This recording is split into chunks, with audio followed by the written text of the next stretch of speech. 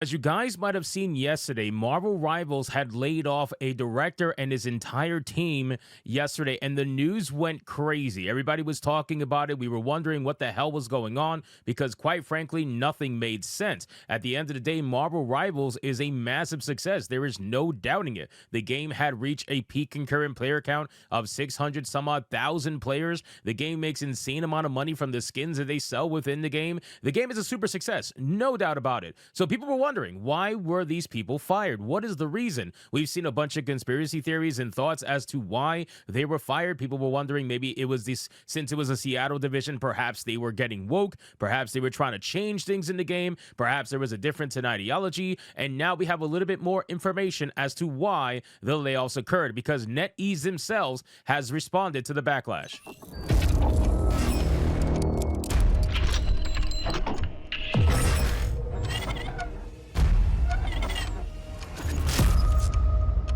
So let's get into this article, guys, from That Park Place. But of course, before we do, if you are new here, just consider hitting that subscribe button. I would greatly appreciate it, and like the video to push us out into that YouTube algorithm. So the headline reads, Marvel Rivals layoff backlash addressed as NetEase clarifies reasoning and games development structure. Now, a lot of people were looking for NetEase's response, and considering that it happened yesterday, I'm actually surprised they answered so quickly, which proves that the backlash was so massive and people were questioning what the hell was going on that NetEase could not wait to respond. They had to respond damn near right away, and they did. Following the unexpected layoffs of the Marvel Rivals US team, NetEase has finally broken its silence, offering clarity on the layoff situation that left many fans and industry insiders scratching their heads. The company released an official statement addressing the cuts and clarifying some key misconceptions about the roles of the dismissed staff, including director Thaddeus Sasser. Now, some people were going around and trying to make the claim that Thaddeus Sasser did not have the title of game director,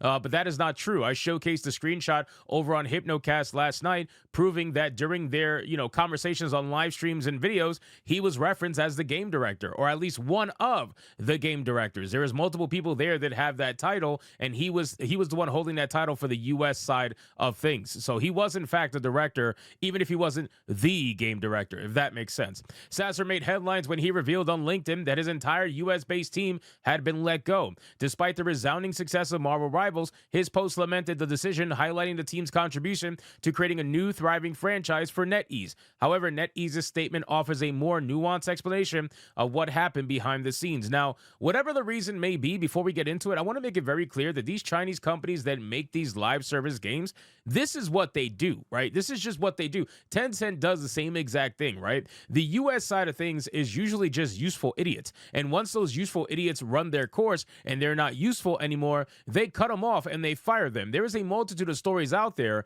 and you can look at even Hoyoverse doing the same exact thing, where they're all letting go of their U.S. side of things. They're letting go of the U.S. offices because they're just no longer useful these days anymore. It says, according to NetEase, the layoffs were a difficult decision made for organizational reasons and to optimize development efficiency. The cut specifically targeted the Seattle-based design team, which comprised just 6 people. NetEase emphasized that the affected employees would be treated confidentially and respectfully, and that their contributions to the game would be acknowledged. One of the biggest takeaways from the statement is the clarification regarding Sasser's role. While he was the game director for the U.S. design team, he was not the game's creative director, as some had initially assumed. I don't think anybody assumed that. I think people just were saying whether or not he is, in fact, like a director or not. That was essentially the conversation that I saw most people having, because I saw some people basically calling him like a team lead and not a director. But at the end of the day, he had game director as a title. That was his actual title. Whether or not it was the game director is something totally different. But at the end of the day, he did have game director as his title. But that's besides the point. NetEase confirmed that the core development of Marvel Rivals has always been led out of its Guangzhou, China office under the leadership of lead producer Wai Kong Wu and game creative director Guanyan Chen. Then it says, despite the layoffs, NetEase was quick to reassure players that Marvel Rivals remains a top priority. The company emphasized that the core Guangzhou team is fully committed to the game's ongoing success and that they are investing more, not less, into its future. Players can expect more updates, including new superhero characters, maps, and live service features as part of the game's evolving roadmap. So this was the big issue for a lot of people, right? Because when they saw that a game director and his entire team got fired yesterday, people went up up in arms because people love this game. It's not a game for me. I've always said that personally. I've never been into that kind of team shooter style game, but a lot of people like this game and a lot of people enjoy playing it. So they were worried about the future of the game when they saw something like this go down, and rightfully so. I feel like you should have at least asked questions or been worried, because again, I want everybody to understand the game is massively successful. These Chinese companies don't do what some of these Japanese companies and Korean companies do. Now, it doesn't mean that Japanese companies and Korean companies are innocent, but I'm saying look at Shift Up, for example. Shift Up made so much money from Stellar Blade that they gave all their employee raises and they gave them free PS5s. It's insane. Look at From Software. From Software made so much money from Elden Ring that they gave all their employees raises, and not a small amount of raises either. They gave them big raises, over 10% each employee. So it's still like there's companies out there that when they make a ton of money, they're going to reward their employees. But NetEase, unfortunately, is just not one of those companies. They're going to clearly cut whenever they can, and they consider the Seattle team to be not useful anymore. But let's read the official statement before we finish up. We recently made a difficult decision to adjust the Marvel Rivals development team structure for organizational reasons and to optimize development efficiency for the game. This resulted in a reduction of a design team based in Seattle that is part of a larger global design function in support of Marvel Rivals. We appreciate the hard work and dedication of those affected and will be treating them confidentially and respectfully with recognition for their individual contributions. We want to reassure our fan base that the core development team for Marvel Rivals, which continues to be led by lead producer Wai Kong Wu and game creative director Guanyon Chen in Guangzhou, China, remains fully committed to delivering an exceptional experience. We are investing more, not less, into the evolution and growth of this game. We're excited to deliver new superhero characters, maps, features, and content to ensure an engaging live service experience for our worldwide player base.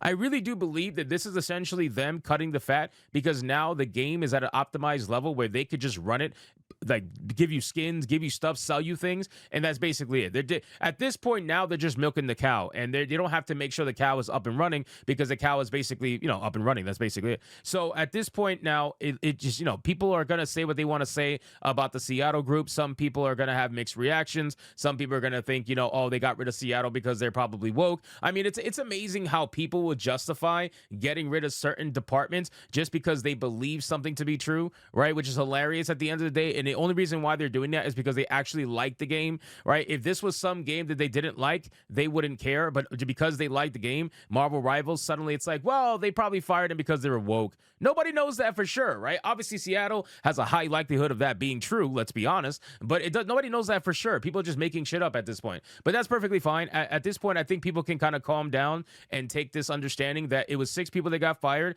Unfortunately, they did have a play in making Marvel Rivals what you like and enjoy till today. But I guess that's okay for people to let them go as long as they continue to get the same content that they've been getting for the past few months now. So anyway, guys, thank you so much for watching this video. Hope you did enjoy it. If you did, consider leaving me a subscribe. I would greatly appreciate it. Don't forget to like the video, comment, let me know what you thought, and I'll see you guys on the next one. Hypnotic out.